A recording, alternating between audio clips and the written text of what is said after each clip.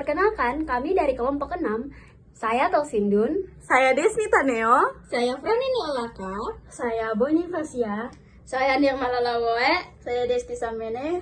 Di sini kami akan membuat alat filtrasi sederhana. Mau tahu caranya bagaimana?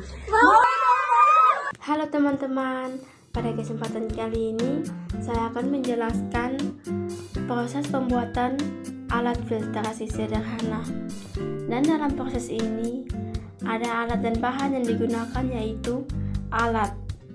Yang pertama, botol plastik dan wadah penampung air.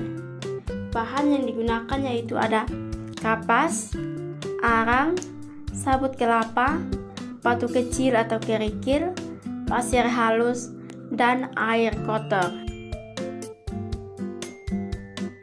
Selanjutnya, kita masuk pada langkah-langkah proses pembuatan alat filtrasi sederhana. Yang pertama, potong bagian bawah botol, lalu balik botol sehingga tutup botol berada di bawah seperti corong, dan letakkan di atas wadah penampung. Dan kemudian, letakkan kapas di bagian paling bawah dekat tutup botol. Dan kapas ini juga berfungsi sebagai penyaring paling halus agar partikel kecil tidak ikut keluar. Dan kemudian tambahkan arang di atas kapas. Arang ini berfungsi untuk menyerap bau, warna, dan zat berbahaya dalam air. Dan letakkan sabut kelapa di atas arang. Dan sabut kelapa ini juga berfungsi untuk menyaring kotoran ukuran sedang dan memperlambat air. Dan tambahkan lapisan kapas kedua.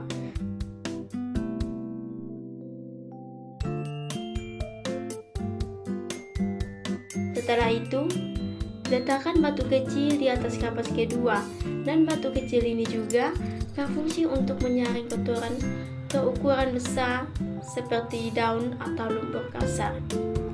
Dan yang terakhir, tambahkan pasir halus di bagian paling atas, dan pasir halus ini juga berfungsi untuk menyaring partikel kecil seperti tanah dan lumpur. Setelah itu, air kotor dituangkan di bagian atas agar melewati setiap lapisan sehingga kotoran tertahan dan air menjadi lebih jernih.